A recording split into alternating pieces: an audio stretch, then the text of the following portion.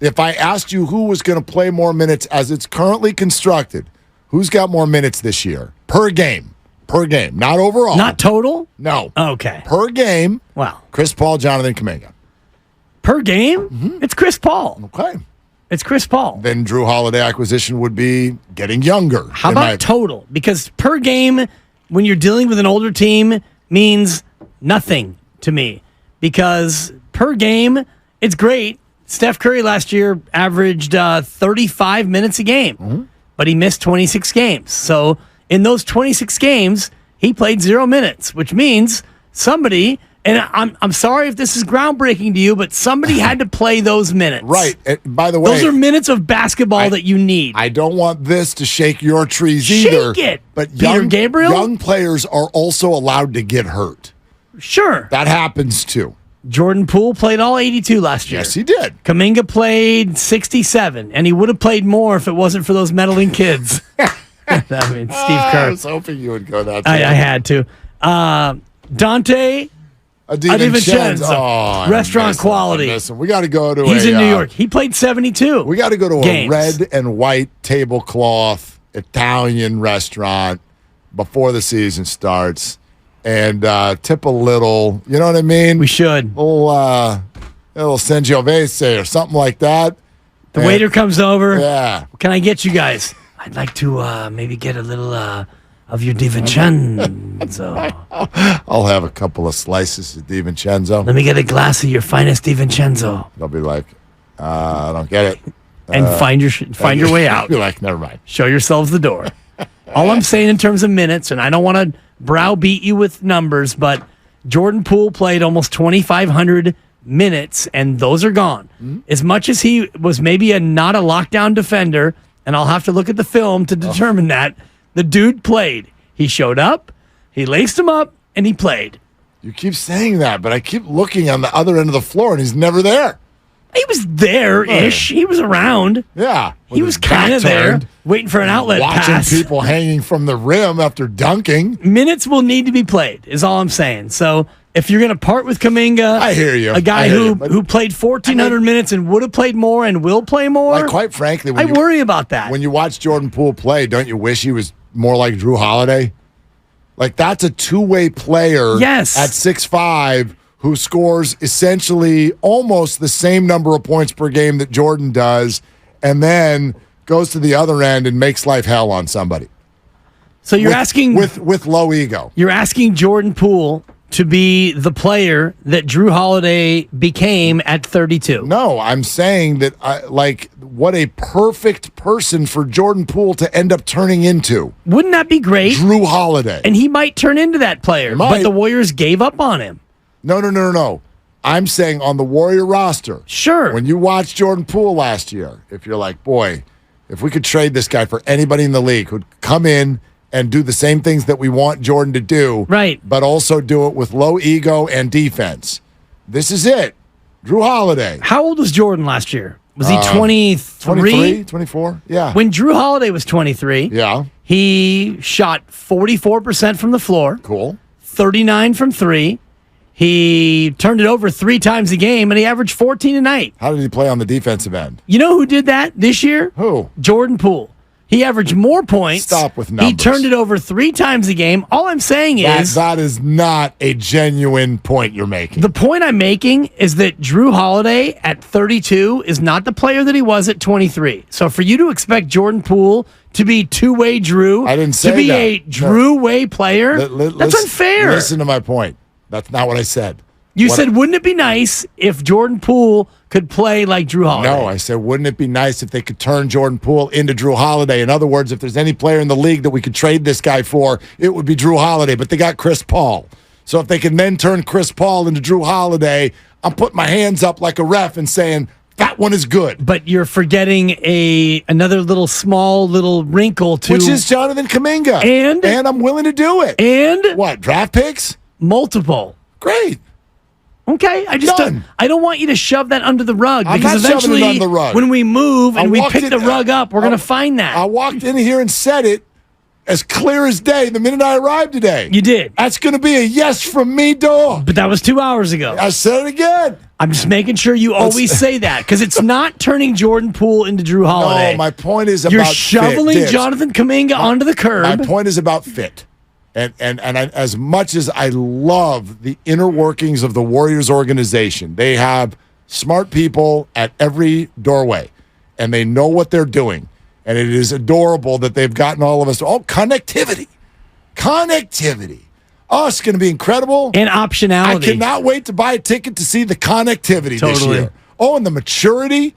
I love me some maturity.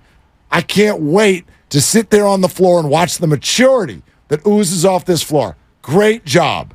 You have sold everybody on it. And you do have, I'm not saying they're disingenuous. There is a point to be made here. Is Chris Paul going to fit better emotionally and whatnot than Jordan? Sure, but not like Jrue Holiday.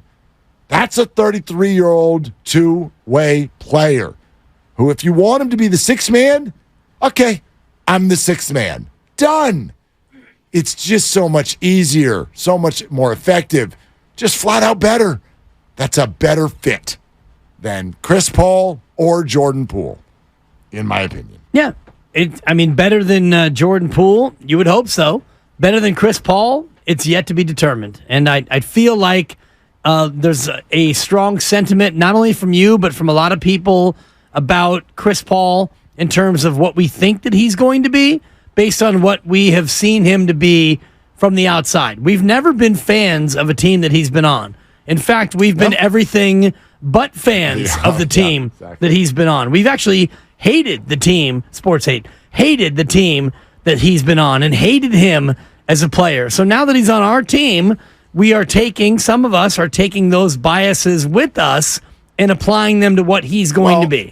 We don't know. Chris is a phenomenal basketball player. I would expect nothing less. I'm not saying he's going to go out there and stink. I don't know why he would do that. He's Chris Paul. But he's a Hall of Famer. But I don't think it's a perfect fit. Steph Curry's on the team. This idea that Curry, Clay, and Chris can all fit into one backcourt and guard the other team, I'll be straight, okay? That's the one portion of the floor I'm talking about. I don't think that works. There are way too many teams that will exploit the living daylights out of that. That's how I see it. You start matching them up, especially if you want them to start. Match them up with some of the other starting lineups and tell me who's guarding these people. I think the Warriors are going to be a much less efficient starting lineup if Chris is in it. And that's not good. And so Jrue can either come in and it would be a much more efficient starting lineup, or even better, go over there and be the sixth man and don't look at Kendra Andrews and ask more questions when she asks a question. That's what I would say. So you're telling Jrue, go ahead and you come off the bench and maybe we're going to go ahead and start Clay? Yeah. Even though Jrue is better than Clay right now, you're going to have... Oh, that's debatable. I don't think there's much of a debate. He's a better defender. Better defender, yes. Probably a little bit lesser of an offensive player, I think. Depending on what you value in terms of the fit, you talked about. Right now, I value that the Warriors starting lineup is the most efficient group in the league. Among starting lineups. Until it's not. Yeah. So, right now... And that's the stat that I was kind of stuck on yesterday. That's who I'm starting. In terms of starting lineups, it's the most efficient starting lineup among starting lineups in the league. And... they played together for, I think, 330 minutes as a starting five because, Wiggins missed half the year and Steph missed 26 games and all the rest of it. But very efficient group, but you're still talking about a very small, microscopic fraction of the year. Pat in Foster City here with Willard and Dibs. We'll get to Doc Feely here in just a few minutes as well. Hey, Pat, what's going on? Hey, great discussion. So I'm sorry I tuned in a little late. I missed sort of the upfront part of this. But don't do that again, Pat. You need to be here at 2 o'clock. My bad. Yeah, come on now. My bad. But, I like Jrue Holiday a lot. And, I liked his brother when he played for the Warriors for a little while, too. But, Drew's obviously a better player. But, I was thinking about the Warriors roster and whatnot. And I guess, I heard you talking about Kuminga and whatnot. Maybe if they're going to package Chris Paul, maybe it's Moody instead of Kuminga, just because, if we had Jrue Holiday, what that would do to the minutes that Moody's going to get and what that would do to minutes that Gary Payton's going to get, not to mention their number one draft pick.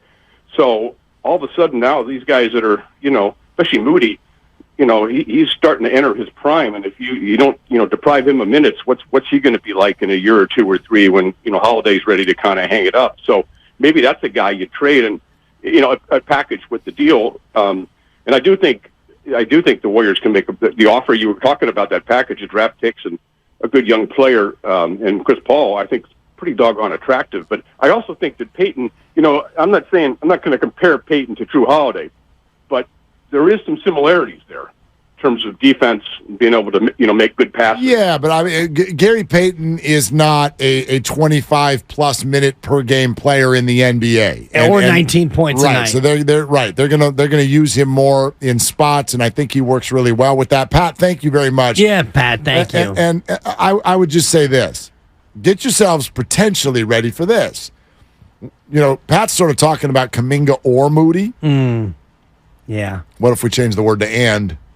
Well, that I think becomes more of a likely scenario. And this feels a little bit like our producer Lucas making a fantasy football trade to you where he's trying to dictate a trade on his terms. And that's where Moody instead of Kuminga, if I'm Portland and you call me with Moody instead of Kuminga, it's a hang-up. And it's no disrespect to Moses Moody, but he does not have the upside that a 20-year-old Jonathan Kuminga has. So if I'm Portland and I'm going to think about this trade at all, and I'm taking Chris Paul from you. So I'm giving you an asset, and I'm taking a $30 million, 38 to 39-year-old guy who, let's be clear, Mark, he doesn't want to play for Portland. He'd much rather play here and go for a championship. So I'm taking a $30 million veteran who's never won a chip, who is now going to a team that's going to be 22-60, and I'm going to have to deal with Chris Paul on my team. I'm not saying he's going to be disgruntled,